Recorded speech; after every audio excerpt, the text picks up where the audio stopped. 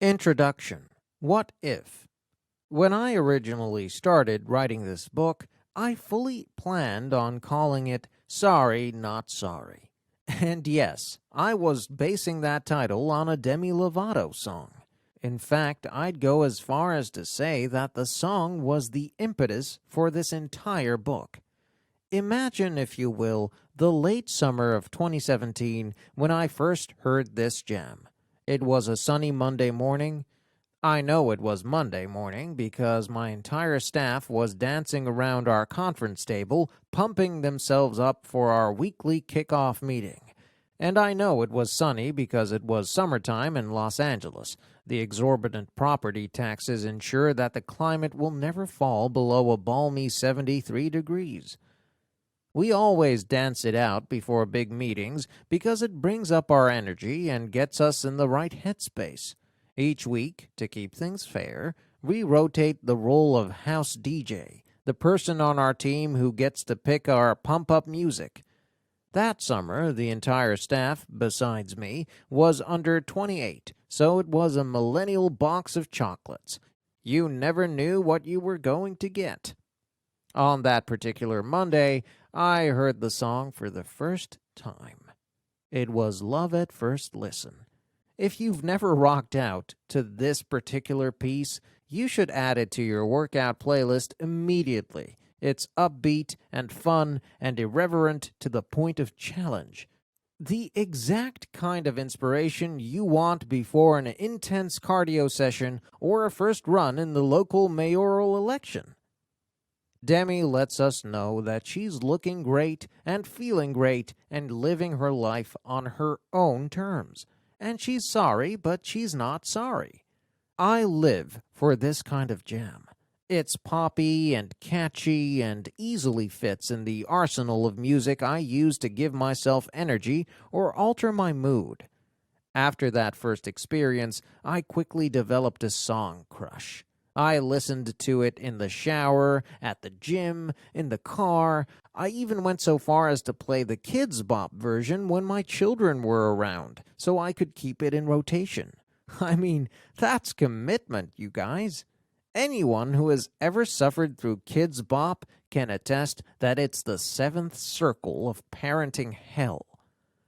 But that's how much I loved this song. I listened to it all the time, and eventually a question popped into my head. What am I not sorry about? See, Demi, she's not sorry about living life on her terms. She's not sorry for looking good, or feeling good, or making her ex-boyfriend jealous, or taking a bubble bath in a jacuzzi in the living room, if her music video is anything to go by. But what about me? What were the areas in my life that I absolutely refused to apologize for? I wish I could tell you that every part of my life is a long list of not giving a tinker's damn what anyone else thinks. But that wouldn't be truthful, no matter how much I want to set an example for you now. As a side note, I spent much of my last Christmas holiday in bed sick with a horrible chest cold. I used that time to read many historical romance novels set in the Regency era with brooding dukes who were always saying things like, "Evangeline, I don't give a tinker's damn what society thinks," just before kissing the heroine with the passion of 10,000 suns or whatever. My New Year's resolution was to start using the term tinker's damn in everyday speech. I've already accomplished my dreams, and it's only January the 2nd.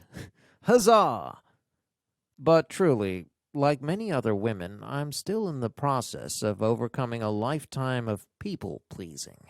I constantly strive to move through every part of my life unconcerned with the opinions of others, but truthfully, I don't always achieve it. Yes, even me, the professional advice giver, even I sometimes get trapped inside the crippling weight of other people's expectations and have to talk myself down from the ledge. But you better believe there are areas where I have mastered it. There are whole segments of my life where I've worked hard to keep my eyes on my own values, and not worry what other people might think of them. The biggest example of this: big, audacious dreaming, massive, obnoxious goal setting, being a proud working mother instead of buying into the special brand of oppression found inside mommy guilt, daring to believe that I can change the world by helping women like you feel brave and proud and strong. I may occasionally get tied up in the trappings of some stranger being mean on the internet about my hair or my clothes or my writing style, but I no longer spend a single second of my life worrying about what others think of me for having dreams for myself. Embracing the idea that you can want things for yourself, even if nobody else understands the whys behind them, is the most freeing and powerful feeling in the world. You want to be a third-grade teacher? Wonderful! Open a dog grooming studio where you specialize in dyeing poodles pink? Great! You want to save up to go on a lavish vacation where you ask everyone to refer to you as Bianca when your actual name is Pam? Fantastic! Whatever the dream, it's yours, not mine. You don't have to give any justification, because as long as you're not asking anyone to give you approval, then you don't need anyone to give you permission. In fact, when you understand that you don't have to justify your dreams to anyone else for any reason, that's the day you truly begin to step into who you're meant to be. I don't mean that you go around middle fingers up like a Beyoncé song. I don't mean that you turn bitter and rude and shove your goals into other people's faces to prove a point. I mean that you focus in on the dream you have. You do the work, you put in the hours, and you stop feeling guilty about it. Sadly, most people will go through their entire lives never experiencing that at all. Women especially are so brutal on themselves, and they often talk themselves out of their own dreams before they even attempt them. This is a travesty. There is so much untapped potential inside people who are too afraid to give themselves a chance. Right now, there are women reading these lines who have ideas for nonprofits that would change the world, if only they had the courage to pursue their dreams. There are women reading these lines who have the potential to build a company that would alter their families' lives, and the lives of others who'd be positively affected by the business they created, if only they had the audacity to believe it would work. Right now, there are women reading these lines who would invent the next great app, design the next great fashion line, write the next great best-selling book, or create the beauty products we'd all be obsessed with, if only they believed in themselves. A dream always starts with a question, and the question is always some form of what if. What if I went back to school? What if I tried to build that? What if I pushed myself to run 26.2 miles? What if I moved to a new city? What if I'm the one who could change the system? What if God put this on my heart for a reason? What if I could add some income to our bank accounts? What if people could write a book that would help people? That what if? That's your potential knocking on the door of your heart and begging it to find the courage to override all the fear in your head. That what if is there for a reason. That what if is your guidepost. That what if tells you where to focus next. If every woman who heard that what if in her heart allowed it to feed the flame in her belly to pursue who she might be, not only would she shock herself with what she's capable of, but she'd astound everyone else as well. I'm convinced that if we just lived life in pursuit of answering that question, the effect on the world around us would be atomic. Most of us only consciously use a small percentage of our brain power, But have you ever seen one of those movies where the protagonist suddenly has access to all of it? They take a pill or get trained by a secret government agency, and all of a sudden they can bend metal with their minds and solve the world's poverty crisis in just a few hours because they're using their full potential. I'm convinced that many women in this world of ours are like Peter Parker, pre-radioactive spider bite. They're operating at a fraction of their potential because they haven't encountered a catalyst strong enough to unlock it.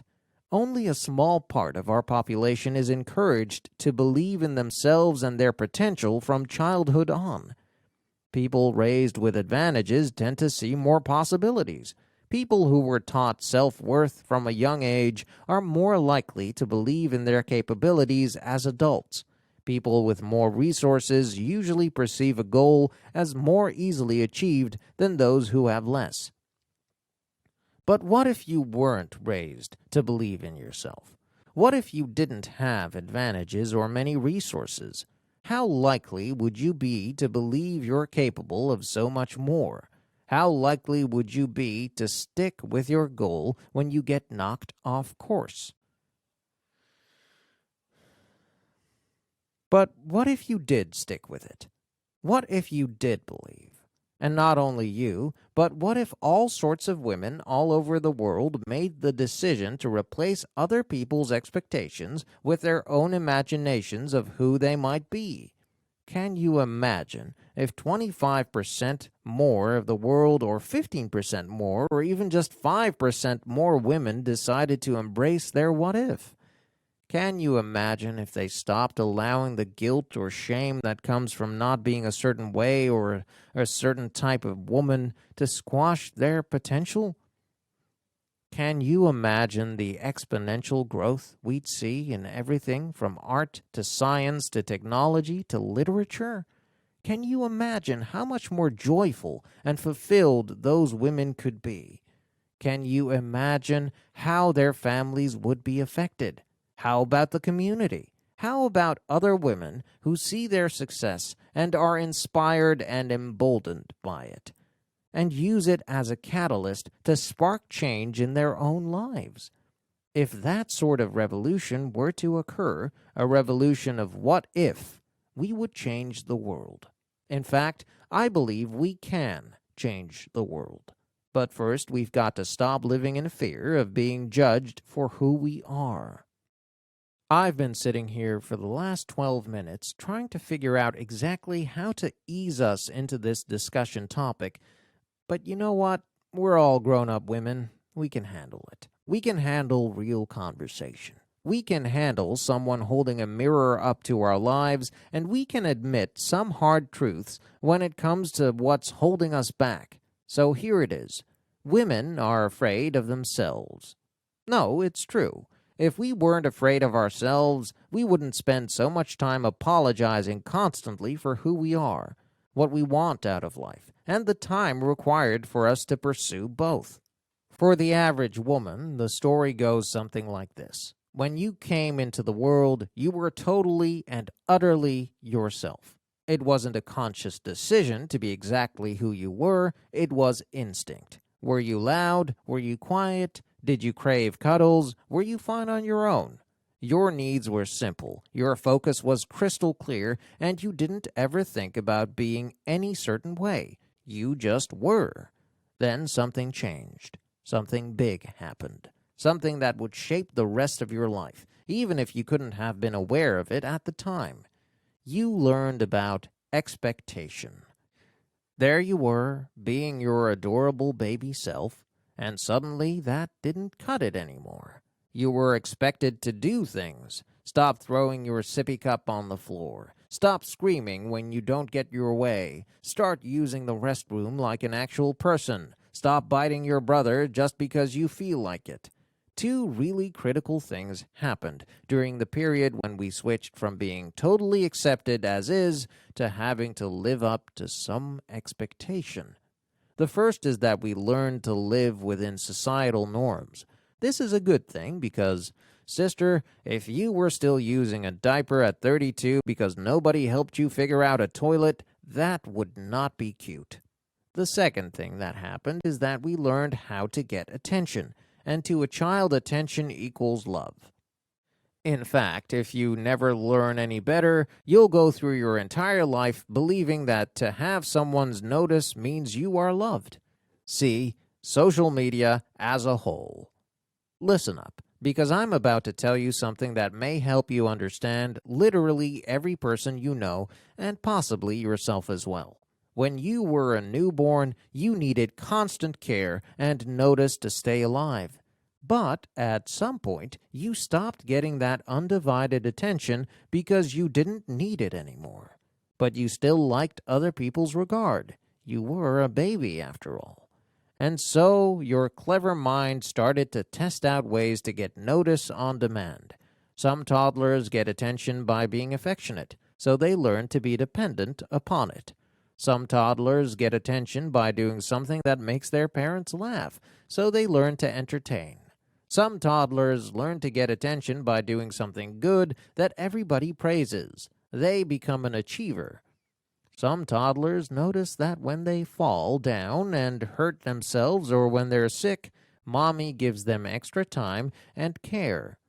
A hypochondriac is born. Some toddlers can't get any attention no matter what they do, so they kick and scream and throw a fit. Being angry is better than being ignored. These toddler tendencies can turn into childhood habits. Childhood habits that go unaltered turn into our unconscious way of being. I know it sounds like one big sweeping generalization, but seriously, ask yourself if this sounds like any adults you know. Do you have anyone in your life who always has problems? No matter what day of the week it is, the sky is always falling? That's because their problems give them the attention they crave from others.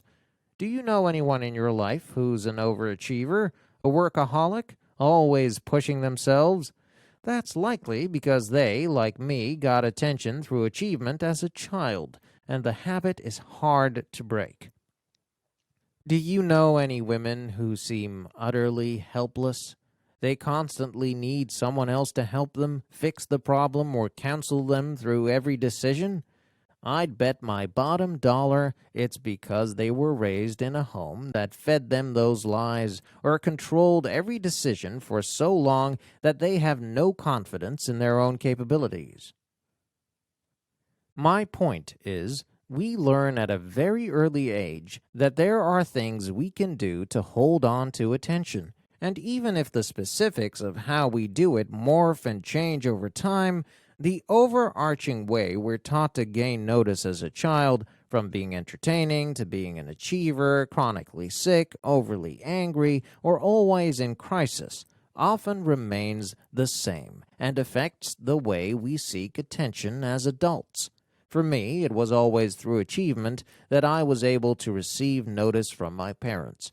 What this taught me at a very early age was that in order to be loved, I needed to do things to earn it. Did my parents love me?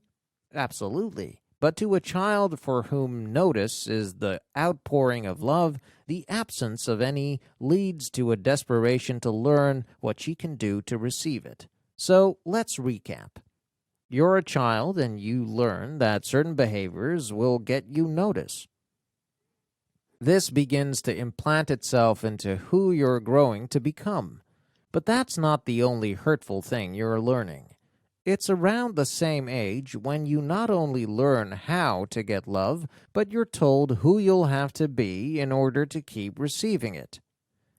Have you ever considered how much of your current life is truly made up of your choices, and which areas are really just the things that were expected of you?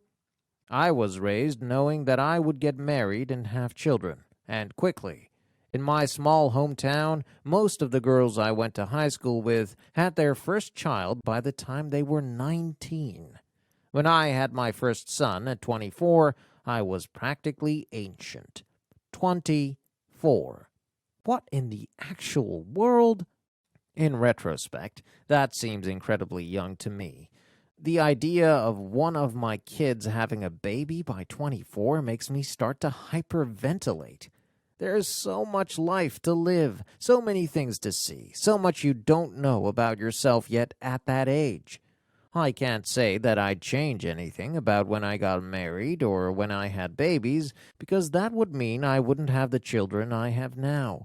But the older I get, the more I become aware that I was raised thinking that my real value was based on the role I would play for other people. After all, being deemed a good wife or a good mother or daughter is rarely based on how true you are to yourself. Nobody is standing around after church on Sunday saying, "There goes Becca. You know she's devoted to self-care. What a good mama."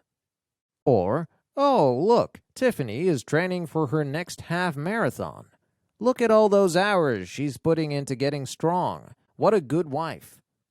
If those conversations are happening, it's nowhere near where I grew up. No, where I was raised, women are taught that to be a good woman, you need to be good for other people. If your kids are happy, then you're a good mom. If your husband is happy, you're a good wife. How about a good daughter, employee, sister, friend? All of your value is essentially wrapped up in other people's happiness. How can anyone successfully navigate that for a lifetime? How can anyone dream of more? How can anyone follow their what if they need someone else to approve of it first? It's no wonder so many mothers send me notes telling me they've lost themselves. Of course they have. If you live your life to please everyone else, you forget what used to make you you. And what if you haven't found your partner yet, or don't have a desire for children? Are you just a waste of a woman because there's no one else for you to be good for? No, of course not. You are a being with your own hopes and desires and goals and dreams. Some are little tiny ones. I want to write poetry. And some are massive. I want to create $1 million company. But all of them are yours, and they are valuable simply because you are valuable. You are allowed to want more for yourself for no other reason than because it makes your heart happy. You don't need anyone's permission, and you certainly shouldn't have to rely on anyone's support as the catalyst to get you there. Unfortunately, many women struggle with what others might think of the goals they have for themselves. So instead of chasing them, they let their dreams die. Or they pursue them in secret, or worse, with a nagging sense of having failed those around them because they're doing something for themselves instead of everyone else. They live under guilt and shame and fear. What if stops being an ember of possibility in their hearts and becomes a litany of recriminations in their heads?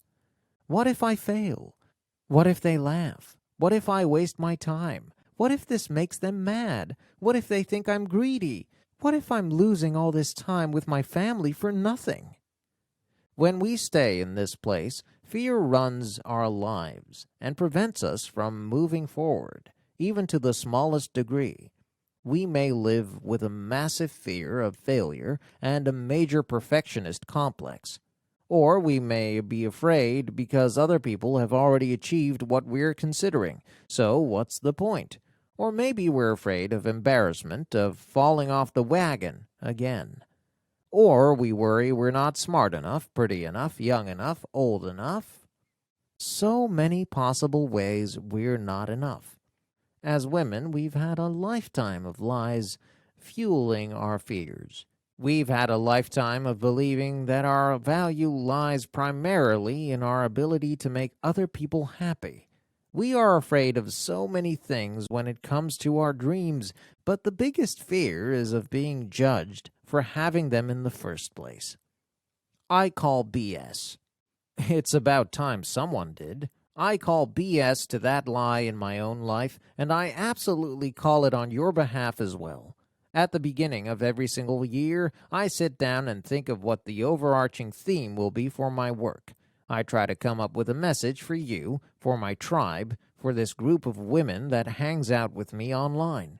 When I began writing this book, I asked myself what I wanted to say to you as women and sisters and daughters and friends and single ladies. what I wished you knew, and the answer that flowed out of my heart came from my what-if spark.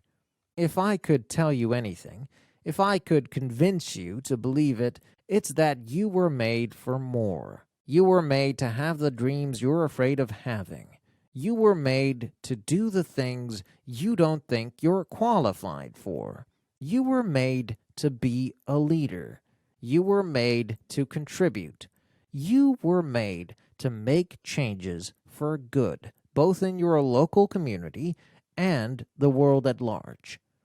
You were made to be more than you are today, and this is the important part, your version of more might not look like my more or hers. For you, maybe more looks like finally signing up for the 10K. For someone else, more might look like making strides to change the way she eats in order to be healthier. For someone else, more might look like going back to school. For someone else, more might look like getting out of the relationship with the person who is unkind and hurtful and cruel. More might look like not going back to the toxic relationship merry-go-round again and again and again. For someone else, more might look like being kinder to herself. Maybe more is more time and rest. Maybe more is controlling your temper by counting to 10 before you scream at your kids. Maybe more is getting in control of your emotions, or more therapy, or more water, or more believing that you are capable of greatness, or more not worrying what someone else thinks about you. Made for more is the definition of you, and your desire for more is not something to be ashamed of. Our potential, the potential that resides in every single one of us, is our gift from our Creator. What you do with that potential is your gift back to the rest of the world. The worst thing I can imagine is that you might die with that potential still untapped inside of you.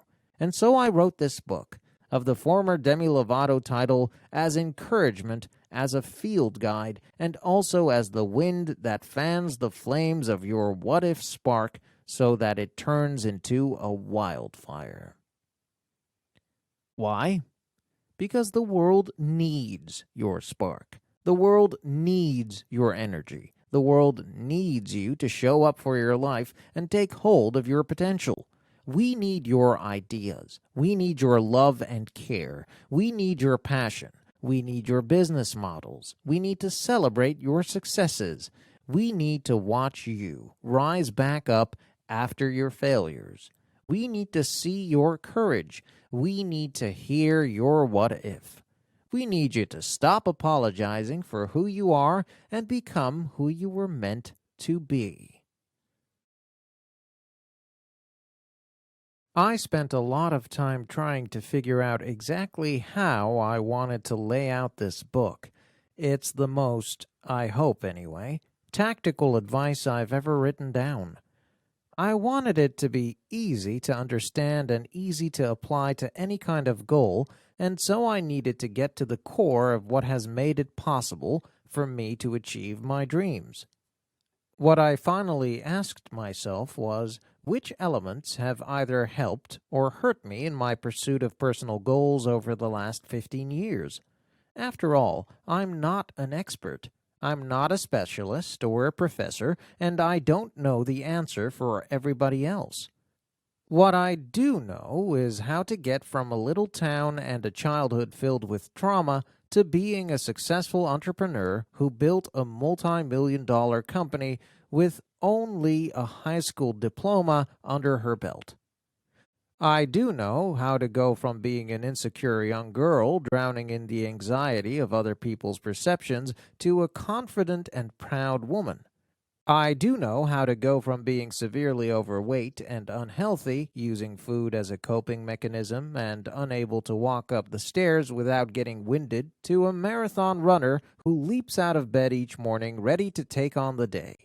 I do know how to go from being a desperate people pleaser, just hoping for love, to being a woman who is so filled with love for others, for my passions, for my work, that I no longer need to seek it out in negative ways. All of these areas of growth in my life were once goals I had for myself, And while I didn't know what I was doing when I first started on this path, I can look back and see the commonalities between each success and failure that got me from there to here. I am not an expert. What I am is your friend Rachel, and I want to tell you what worked for me. I have tried a bit of everything, but ultimately achieving big goals both personally and professionally came down to these three things. 1. Letting go of the excuses that kept me stuck. 2. Adopting great habits and behaviors that set me up for success. 3. Acquiring the skills necessary to make exponential growth possible. I honestly didn't have the self-awareness to identify these steps as I was living them, but I can look back now and see that these were the main factors that led to every success I've had along the way. I have laid each part of the book out in this foundational order on purpose. I started with excuses to let go of, because if you don't recognize the things that are limiting you right now, you'll never be able to move past them. You'll notice, too, that the excuse section is the longest in this book. That's not an accident. The habits and skills we need are straightforward, but the litany of excuses that stand between where we are and where we want to go is longer and more dramatic than the second half of Hamilton. Once you wade through them and identify them as the lies they really are, you can move on to things that make you stronger. The second part of this book is behaviors to adopt, which is my fancy way of telling you that your habits matter a great deal. If you want to see traction and results, consistency is key. Meaning, you can't just do something one time or even 10 times and expect it to get you where you want to go. You have to develop behaviors that are so habitual they feel grounded in your DNA. You have to make it so living as the best version of yourself becomes your new normal. Finally, I finish with skills to acquire. These are universal things everyone needs when pursuing any goal. What may throw you off is that these items are rarely listed out as skills. Things like confidence or persistence are typically considered characteristics you either have or you don't. But I want to change your perception about these things. You can cultivate new positive characteristics in yourself, and more importantly, you must if you want to achieve your personal goals more easily. This book has a lot of information. It took me a lifetime to acquire it, but please don't allow that to overwhelm you. You are strong and bold and capable of more. From here on out, choose to see ideas for change as possibilities in your life. A life filled with possibilities is a recipe for your kind of greatness. Let's dive in. Part 1. Excuses to let go of. Excuse. Verb. 1. Attempt to lessen the blame attaching to a fault or offense, seek to defend or justify. 2. Release someone from a duty or requirement. Synonyms: justify, defend, condone, vindicate. Excuses disguise themselves as any number of things. Some people believe them with all their hearts. They really do think they're not enough, or that they don't have time, or that they're not a goal kind of person. They don't realize that every time they hold on to these beliefs, not only do they rob themselves of motivation, they give up before they even start. Let's stop doing that. What are the excuses you've been believing? Chances are one or more of these ideas has lived inside your head as justification for why you're not able to pursue and chase your dreams. I hope that by digging into what the most common excuses are and why we don't actually have to give them any power, you'll be able to break the shackles currently holding you back. Excuse 1. That's not what other women do. I used to have shark teeth. No, truly. I was one of those unfortunate children whose baby teeth wouldn't give up the ghost. Rather than shuffle out the door like any self-respecting incisor, they held on for dear life. Simultaneously, my adult teeth were having none of it. They came barreling into town like an aggressive in-law and took up residency. I had 2 rows of teeth. Shark teeth. Around this same time, I decided to cut my own bangs with my dad's mustache scissors. Now, to give myself a little credit, I did recognize that this wasn't the smartest course of action. I was, and still am, a stringent rule follower, and cutting my own hair at age 11 was on par with performing open-heart surgery with Mima's mismatched silverware. Not advisable. But in this instance, the bangs were hanging in my eyes and driving me crazy. As much as I was a rule follower, I was also, and still am, a woman of action. I decided to handle it myself. When my dad discovered the results of pro-action, he attempted to rectify the uneven bang line. Unfortunately, he wasn't any better at barbery than I was, and he has terrible OCD, which means he's a stickler for a straight line. He kept cutting my bangs shorter and shorter, trying to get the edge neat, until they were barely longer than an eyelash. My 5th grade pictures were a sight to behold. Did I mention that I shaved my eyebrows in those days too? I didn't know how to pluck them yet. I only knew that I didn't want a unibrow any longer, and sliding my big sister's razor down the middle of my forehead seemed like the right choice. I was also chubby, and I played 5th chair clarinet. I was awkward, and my hair was frizzy, and I was always twice the size of the cheerleaders and dressed in Goodwill clothes that rarely fit at all. All I wanted in the whole world was to be popular and pretty and to fit in with everyone else, and I didn't stand a snowball's chance in hell.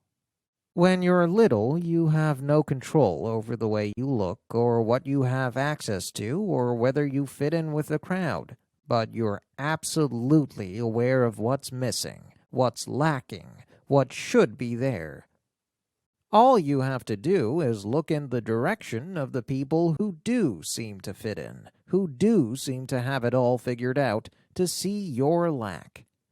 In a perfect world, right about the time you notice your differences, someone older and wiser comes along and teaches you to value your unique and innate weirdness.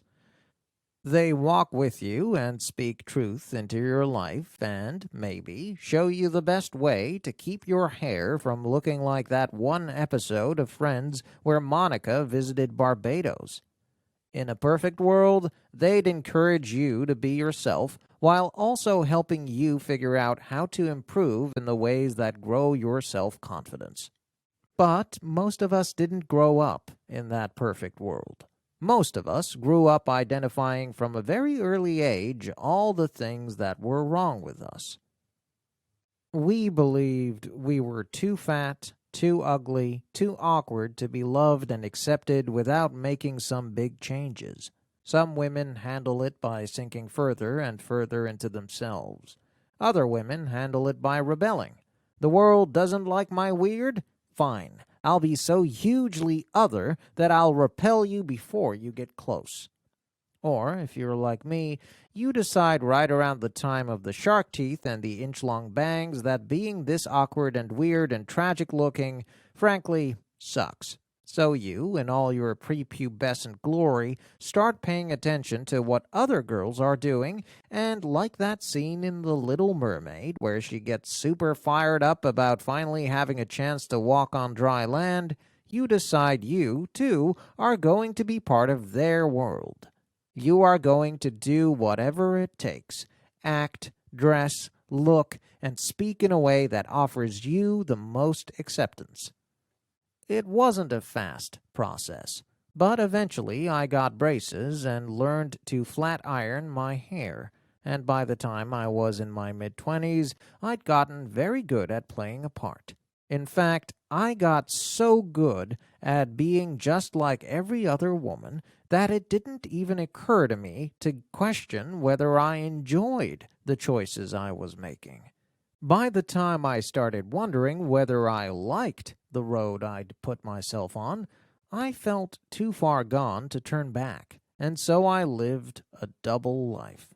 Not like paralegal by day and sleeper cell international spy by night. More like I used to live my life very publicly, it's worth saying, pretending to be one kind of person when I was actually someone else entirely. In the public eye and on every social media platform, I was a wife and a mother, an avid home cook and food lover, a DIY queen, with a blog and a penchant for Facebook posts. Behind the scenes, I was a working mother, an entrepreneur, and a hustler of the highest order. I had an office. I had a full-time staff of 5. I worked 60-plus hours a week. And here's the important part. I loved every second of it. I loved every second of it, but I never mentioned any of it. Not publicly on social media, not privately at family parties, not at business functions for my husband, or even business meetings with potential clients. I downplayed it all. I waved the truth away like I was batting at a fly. Oh, it's just this little thing I do. I buried every accomplishment and didn't admit my biggest dreams even to myself. I worried about what others might think of me. I worried what you might think of me if you knew what was really inside my heart. The truth was, there were so many things I was dreaming of. I had ideas to share with the world about how women could change their mindsets, their mental health, their self-esteem, and yes, the way they color in their eyebrows, because that matters to me almost as much as all the rest combined. I figured if I could build enough of a platform, I could speak to women all over the world, and I could encourage them and lift them up and make them laugh. I believed that if other people could fill social media feeds with cat videos and latte pictures and workout posts, then I could add motivational quotes and positive affirmations into the mix. I believed I could change my whole business with the idea. I believed I could change the world. I mean, who says that? I do, now anyway. Would I have 5 years ago, or 10? Absolutely not. I kept these secret dreams locked up nice and tight where nobody could consider them weird or judge me for them, and where, by the way, they'd never truly see the light of day or have a chance to manifest. Talents and skills are like any other living thing. They can't grow in the dark. Perhaps what I did doesn't make sense to you. If it seems an odd thing to hide from your dreams, I'm going to assume you've never worked in my industry or had trolls rip apart your character within the boundaries of a Facebook post. Let me tell you, it takes incredibly thick skin to ignore the mean things people say on the internet. And, like a callus, that thick skin only develops when it's been ripped open a few times and healed tougher than before. It took me years to have the courage to speak openly about my dreams. I first began blogging when I was 4 years into running a successful event planning firm in Los Angeles, producing fancy parties and elaborate weddings on my own. I was utterly burned out. $1-million events are glamorous to attend, but they're brutal to produce. At the end of my 4th year, I was unsure whether I wanted to continue. But I had started this blog. At the time, blogging was exploding and everyone and their mother was into it. So I decided to try. It was atrocious. I literally wrote about what I ate for dinner the night before. My pictures looked like I had shot them in a dark room with a disposable camera, which wasn't far from the truth. And honestly, nobody cared to read it. Like almost every part of my entrepreneurial career, I had no idea what I was doing. But sister, let me tell you right now, in the absence of experience or knowledge, determination makes the difference between where you are and where you want to be. As I started to narrow my focus and get more consistent with my content, a theme for my blog, and ultimately my business, began to emerge. I wanted to focus on the pursuit of a more beautiful life and a happier existence. I started to gain a small following and garner some attention. Then I received a few offers. Could I talk about decorating for Thanksgiving on the local morning news? Of course I could. Would I consider incorporating this brand of eggs into a recipe on my site for $250? You're darn right I would. Could I wear those shoes in an upcoming Instagram post in exchange for a $100 Visa gift card? Absolutely. The offers came in steadily, and even though they were nowhere near what I was making as an event planner, there was gold in them there hills. Brands had money to spend, and they were looking to spend it with people like me. Slowly but surely, over the next 19 months, I grew the revenue stream for the blog and took on fewer and fewer event clients until I could make the transition completely. By then, I had scaled back to a part-time intern as my only source of help, and when I decided to focus on the blog completely, I knew I needed some professionals. My goals for myself have always been lofty, even if I didn't feel comfortable telling people what they were. I have no idea how to play small at anything. An excessive imagination plus a lifelong desire to prove my worth through achievement means I'm always aiming for the sun. You know that expression, go big or go home? I never go home.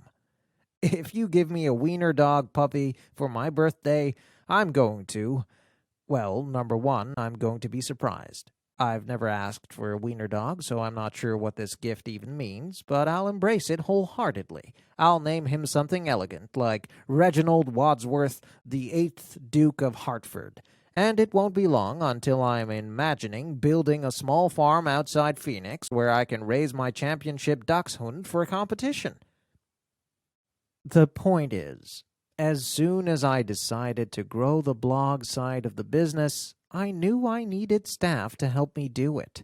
I hired editors to help me write and photographers to take the gorgeous photos and an assistant to run my office. As our content grew, so did the fan base. We worked hard and paid attention to trends, and as the audience grew, so did the revenue. It was fantastic. It was a company built on my reputation and ultimately the ideal that these fans had created about me. Allow me to take a sidestep here and explain something about celebrities or social influencers that I didn't understand at the time. Right now, while I'm writing this book, I have just over 1 million fans on social media. But at that earlier point in my business history, I probably had 10,000 fans on Facebook, and Instagram didn't exist yet. Regardless, the deal with any sort of fame is just as true today as it was back then. And here it is. You don't know me. You only know your perception of me. The same is true for The Rock, or Oprah, or a Kardashian, or the president. Even when someone is as transparent as possible, and I would argue that between pictures of my stretch marks going viral and my last book where I admitted everything from abusing alcohol to being bad at sex, I led a very transparent public life. Even then, you don't know the actual person. Not because they're necessarily secretive, but because you perceive them through the lens you've created. So, for instance, if you first started following me on Instagram because a picture of me looking extra stylish, you might think of me as stylish and on trend. If you came on board during the aforementioned stretch marks photo explosion, then you might identify with me as a mother or someone who has battled with body image issues. Whatever you perceive about me, or anyone you don't truly know, has way more to do with the box you've put us in than who we actually are. This is all totally natural and fine, unless that person you admire steps outside the lane you put them into. For me, that lane was motherhood. And here's where the whole double life thing I mentioned earlier comes into play. I had a legion of fans who were moms, and I still do to this day. But at the time, I hadn't publicly talked about my company. It wasn't that I was ashamed. I was simply so focused on creating content that I never stopped to explain how it had all come into the world. I assumed everyone would realize I must have had help. I was creating 6 intricately produced blog posts every single week, and I had 2 small children. Of course I had help. But for whatever reason, that wasn't apparent to most people, and when they realized the truth, some of them were pissed and ruthless. I don't even recall what it was for, but I know it was a Facebook post where I talked about being a mom. In the comments, someone asked me when I had time to do it all. It didn't even occur to me to lie. "Oh, I don't do it all," I blithely typed back. "My husband is really involved, and we have a nanny who helps with the boys while I'm at work." The internet exploded. What kind of mother lets someone else raise her children? Only a selfish bitch would choose work over family. Must be nice to lay around all day while some other woman raises your kids. The vitriol was immediate and intense. Some fans were disheartened to learn that I had help in producing the content. Many women were upset that I had a job outside the home. Others were apoplectic that I had a nanny. I can understand, in retrospect, that they had perceived me to be a stay-at-home mom, likely because that's who they were. We tend to see people not as they are, but as we are. When I stepped outside the lane they had built for me, they felt cheated or lied to. I was devastated. I could not handle that people were so upset with me. Never mind that they were absolute strangers. Never mind that it was in the comments of a Facebook post. I was gutted. Remember little girl me? Remember shark teeth?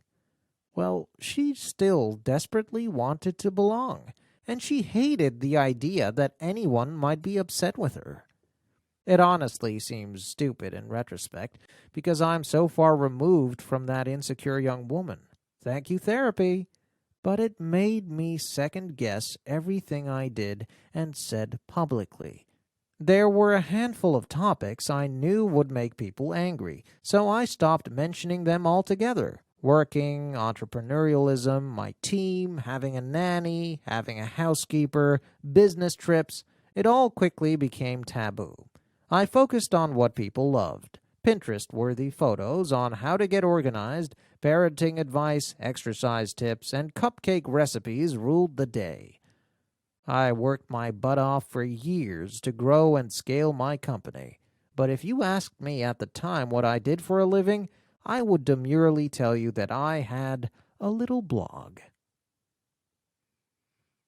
That little blog was read by millions of people every month and had a 6-figure revenue stream.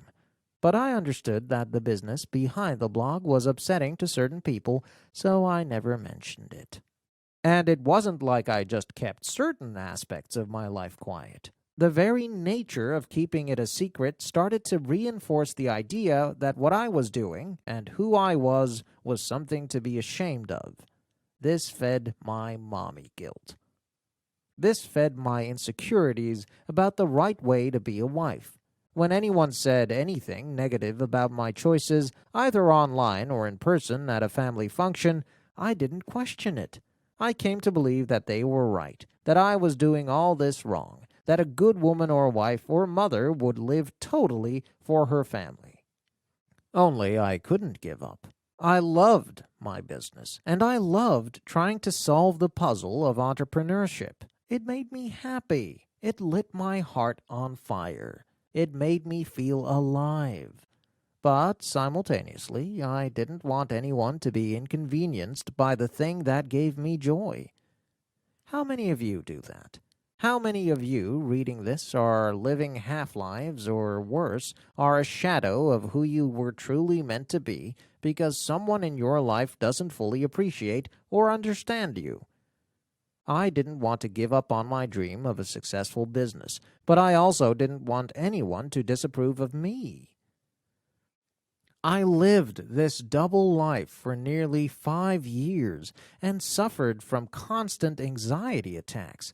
It took a ton of personal work and some big realizations for me to get to the root of why I felt the need to live this way, but the gist of it is this. I cared more about being loved by others than I cared about loving myself. So while I continued growing my business, I stopped mentioning it publicly. And when members of our family questioned why I would work rather than stay at home with our children, constantly and with increasing frustration, I learned not to mention it privately either. Brené Brown says, "Shame is a focus on self. Guilt is a focus on behavior. Guilt. I'm sorry. I made a mistake. Shame. I'm sorry. I am a mistake." I didn't understand it at the time, but I felt extremely ashamed of being a working mom, and I felt ashamed for years. Years of beating myself up, years of trying to please everyone else, years of trying to be exceptional at producing family dinners and toddler birthday party designs in order to prove that my children weren't missing out on anything. So many years I wasted, knotted up inside about other people's expectations for my life. So many years being distracted from my core mission to motivate and help other women because I was so worried about everyone else's perception. So many years I spent apologizing for who I was. Oh, not verbally apologizing. My apologies were so much more hurtful because I didn't say I'm sorry with my words. I apologized with the way I lived my life. Every time I felt ashamed for taking a business trip, every time I swallowed the lie of mommy guilt. Every time I dressed a certain way or spoke a certain way in order to be better received was an apology for who I really was, a lie of omission. And every single time I lied about who I was, I reinforced the belief in my own mind that there was something wrong with me. I honestly believed I was the only woman who felt this way. Then, in 2015, I went to a conference that would change my life forever. I talked about it in detail in my last book, and I swear I won't be that author who just repeats all her old stories in the sequel. But the gist of that experience was we were doing some work on limiting beliefs and the lies that hold us back. I began to dig into my childhood and what I might have learned or accepted back then that was still affecting me today. Spoiler alert, most of the things you learned in childhood are still affecting you today. I was no exception. I grew up in a home with a traditional structure. Dad worked and Mom took care of the house, even when she also worked. Somehow I still found my way into being a proud feminist, which means in its totality that I believe men and women should be treated equally. I went into marriage believing my husband and I would equally share the load. But it was so easy to slip back into the structure I'd grown up with that told me what a woman should be like and how she should act and what her value was. Let me step to the side for a moment and unpack the idea of living into what a woman is supposed to be. If I only get to give you one thought to chew on in this book, it would be this. Most of us have been raised with a massive disparity between the way women should be and the way men should be. This isn't a question of masculine versus feminine. I'm typing this out right now while wearing full makeup with contouring. This is a question of who little boys are raised to be versus who little girls are raised to be. Like I mentioned earlier, most women, regardless of where they grew up or what their cultural background is, have been taught essentially that to be a good woman is to be good for other people. The problem with this is that it means you're letting other people determine your worth. Is it any wonder that half the women I know suffer from anxiety and depression, drowning underneath the wave of what other people think? We've been taught that we don't have any value without the good opinions of others. But I digress. I went to this conference and had a life-changing epiphany. I had been taught to play small, but I had been born with a heart that only dreamed big. That heart and all it encompassed had been built into me while I was still forming. My dreams weren't just a part of me. They were the core of who I was. They were a gift from God, and if my Creator endowed me with something, how could it be wrong? I dug deeper and realized that my desire for growth and work only really felt wrong when I started to worry what other people might think of it. Staying at home can be a beautiful personal choice and life calling, but it wasn't mine. It was what other people wanted for my life. It was culturally what we knew, but that didn't make it right for me. So I started to wonder, what if what was right was truly believing in myself enough to be honest about my life? What if what was right was being proud of who I was made to be? What if what was right was to find pride in my hard work and accomplishments and to stop playing small? I left that conference on fire. I came home a completely different woman. Or actually, I should say, I came home fully living into myself for the first time in my life. The years since then have been the happiest, most fulfilled, and most rewarding of my entire existence, and they've also made me aware of something important. I didn't corner the market on feeling ashamed because I didn't fit into the mold of the other women around me. I'm not the only one who has ever carried around those feelings. But the catalyst that propelled me into the dreams I'm so privileged to be living today is that I accepted the challenge to actively get past those feelings and, in doing so, massively changed my life. If you've been affected by my work, if you enjoyed the last book or had a life-changing weekend at one of our conferences or found nuggets of wisdom in my podcast, remember that none of that would have happened if I hadn't stopped listening to that little voice inside my head that says, "This is not what other women are like. This is too bold, too weird, too obnoxious. Sit down. Be quiet." Fighting the instinct to listen to that voice is one of the hardest things I've ever worked through. But because I did, my life, and maybe yours too, changed for the better. Excuse 2. I'm not a goal-oriented person. My instinct is that the majority of the women who pick up this book are goal diggers. Not gold diggers, goal diggers. Meaning you have a goal or a dream that's been on your heart and you want some advice or encouragement to propel you forward.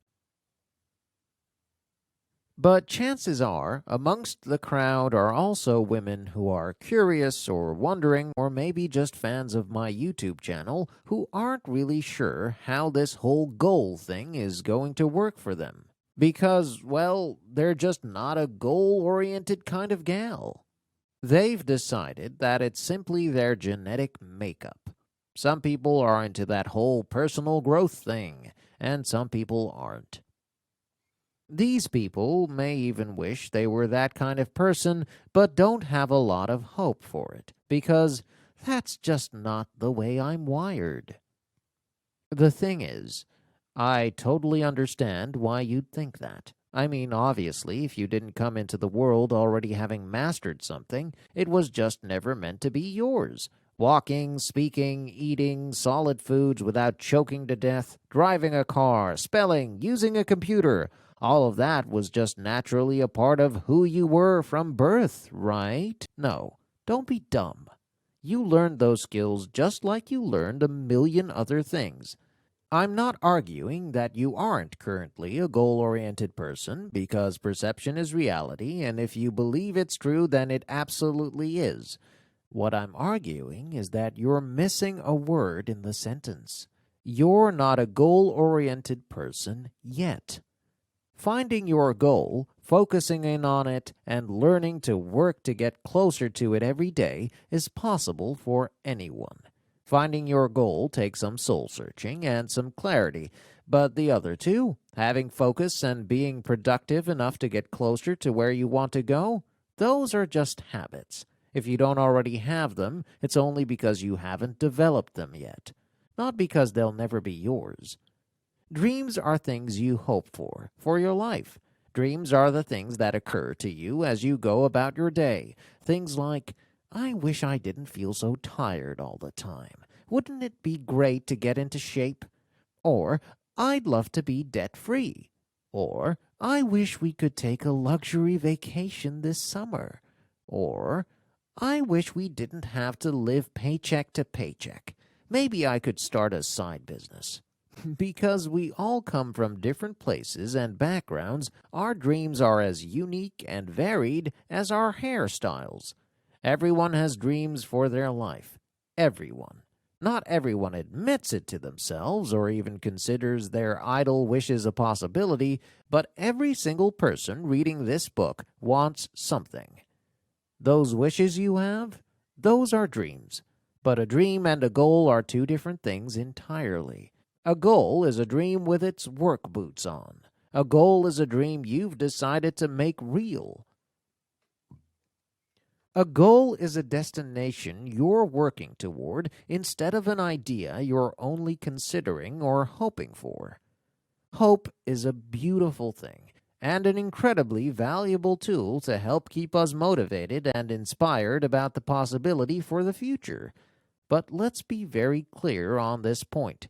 Hope is not a strategy. Simply hoping that life will get better, that you'll get better, that you'll suddenly develop focus and motivation when you're not taking any active steps to make that a reality, is worthless. You've got to plan for your success. You've got to be intentional, and you've got to decide right now that you can be whoever you want to be and achieve whatever you want to achieve. You've got to believe it. You've got to believe in yourself and believe that you're capable of making changes to become whatever kind of person you want to be. As you read through this book, as you're trying to figure out the person you want to be, remember the journey starts with the goal. It starts with finding the direction you want to go in and then figuring out how to build the habits that will get you there. Truly, one of the best moments of my career in the last 5 years was a phone call I had with a member of our community. This group is made up of millions of women all over the world, and a few good men, who hang out with us on social media. We were on with one of our members, asking her about her experience attending our first conference. The very first year we put on the Rise conference, we truly had no idea what we were doing. I only knew that I wanted to create an opportunity for women to come together and hear wisdom and ideas that would give them the tools to change their lives, while also providing an opportunity for them to hang out with a community of like-minded women. So we were on a call with one of the women who was brave enough to come to our first event to hear about her experience. On the call, this woman mentioned sheepishly that she only went to the conference because she was hoping I would sign her copies of my fiction books. She'd never focused on personal growth before. I never knew I could have a goal, she told us. I'm a mom and a wife, and I never thought about focusing in on something just for me. To be totally honest, I was stunned by this revelation. Stunned because, well, I am a very goal-oriented person, as if you couldn't tell. and it had honestly never occurred to me that not everyone was. Oh, sure, I get that not everybody leaps out of bed at 5 a.m. like a jack-in-the-box as I do, but I just assumed that everybody was always working towards something. And the fact that someone could come to one of our events and leave understanding that she, as a woman, had value for herself, not for what she could provide to other people, not for her kids, not for her husband, not for her mom, but for herself, was eye-opening to me. She discovered that she was allowed to have a dream and a desire and a goal. And holy crap, that was amazing, and it made me so proud of our company. But it also served as a lesson to me and made me understand that there are those of you who don't allow yourselves a goal or even a dream. It makes my heart ache. Not because I'm overdramatic, though I am that most definitely, but because growth is happiness. Truly, having something to work toward gives us purpose. Achieving new milestones, even little ones, gives us a sense of accomplishment and pride. All living organisms, relationships, and businesses are either growing or they're dying. Period. If you find yourself going through life without anything to work toward or aim for, it's no wonder that you feel like your life is living you instead of the other way around. I don't care if you're the CEO of a Fortune 500 company or a stay-at-home mom. You've got to have a goal. It can be a personal goal you set for yourself to get in shape or save money or own a home or build a business or save your marriage. It can be anything at all. Just know that you're supposed to have one. And even if you've never been able to focus in on one before, you can develop the habit and you can become the kind of person who is, well, any damn thing she wants to be. Excuse 3. I don't have time. I'm going to assume that lack of time is something every single person reading this book can identify with. Maybe you're a single parent. Maybe you're a recent college grad working 2 jobs to survive. Maybe you're an empty nester with a full schedule.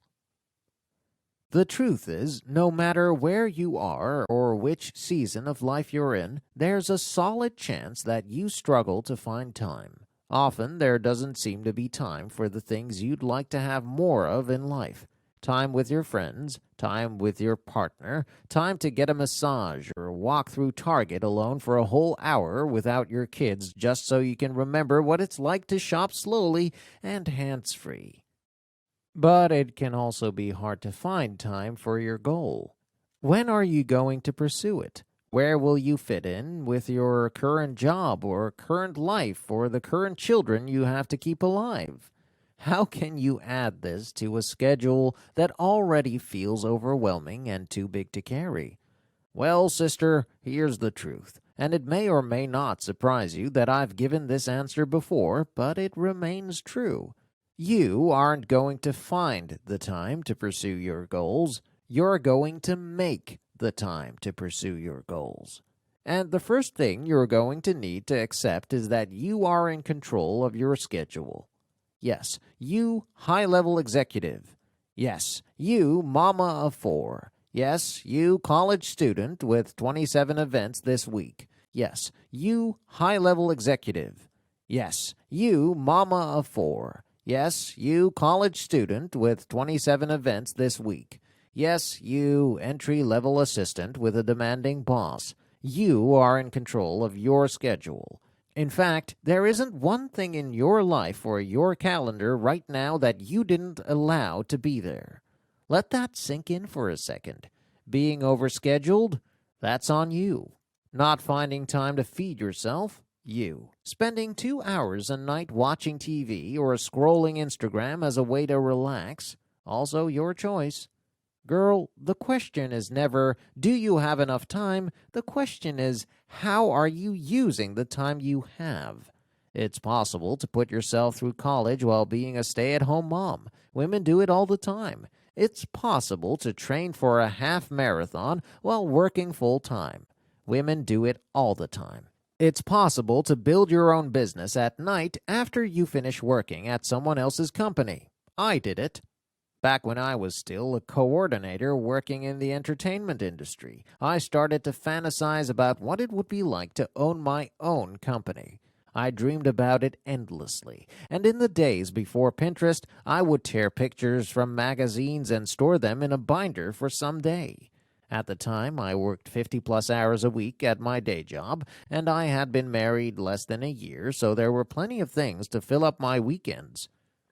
It was fun to watch marathons of Drew Barrymore movies on TV에서. It was fun to go to the Home Depot and try to remodel our powder room.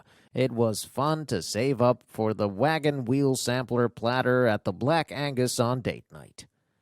And after working all week long, there were few things more enjoyable than hanging out with Dave at home.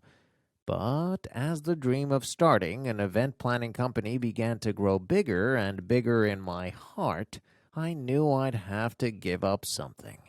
Quitting my job and going solo as a new business owner just wasn't possible. We had a little townhouse with a big mortgage that needed to be paid. It took both our salaries to make that happen. I didn't have the money to go out on my own. I didn't have connections or a mentor or potential clients or a hefty savings account. All I had was time and here's the key, a willingness to trade that time in pursuit of what I wanted. That's how life works. It's been said that if you want something you've never had, you have to do something you've never done. For me, that meant I gave up weeknights watching TV with my new husband. I gave up my weekends wandering around Bed Bath & Beyond to find a new duvet for the guest room. Instead, I worked. I interned for local wedding planners so I could learn the industry. I traded hundreds of hours on my feet in heels at weddings and movie premieres for knowledge of how I might be able to do this on my own.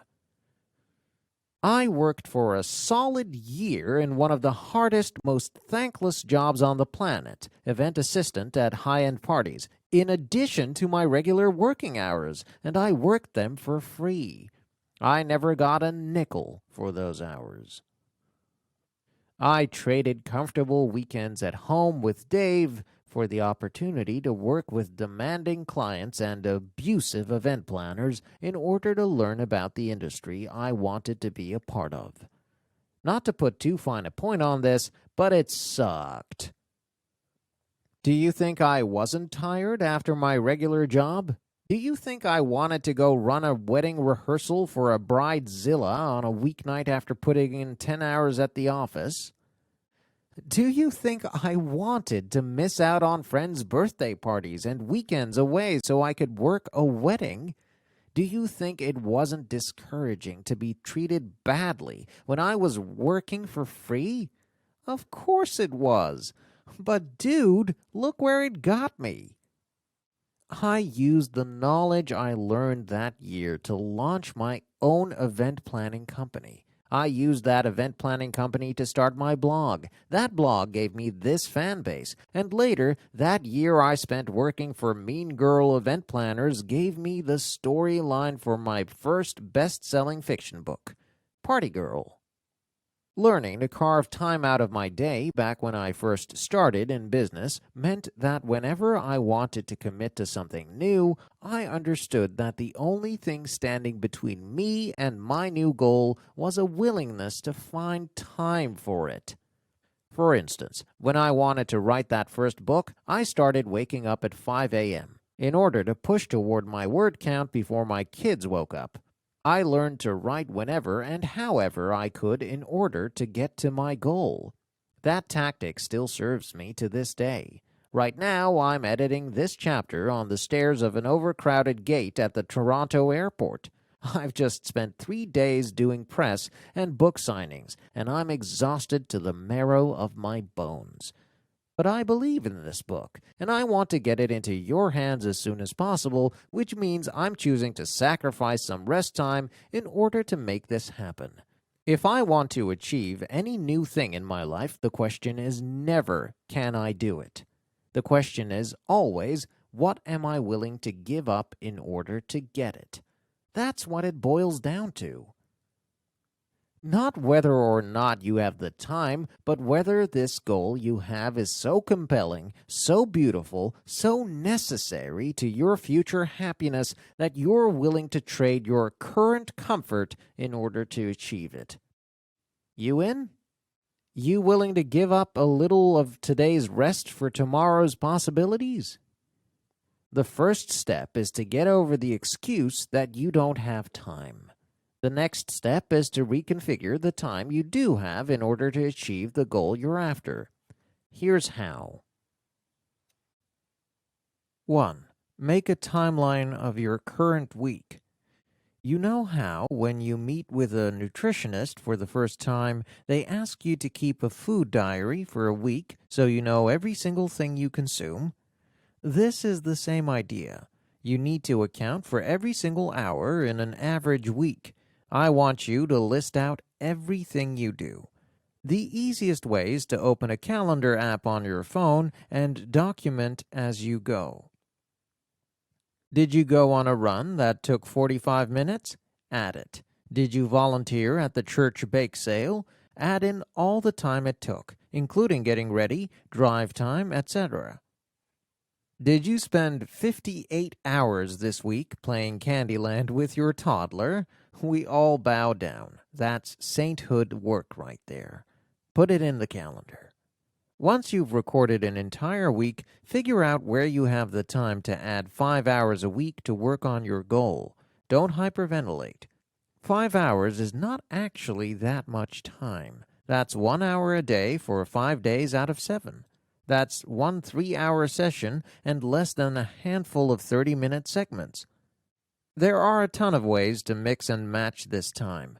The point is that you decide right now that you're committing 5 hours a week minimum to your goal. If you've hung out with me long enough, you know that I have some daily habits that help me live my best life, which I call 5 to Thrive. Well, sister, these 5 hours are goal-based and have a fun name too. 5 to Strive. As in, you're going to commit to 5 hours a week striving for your goal, minimum.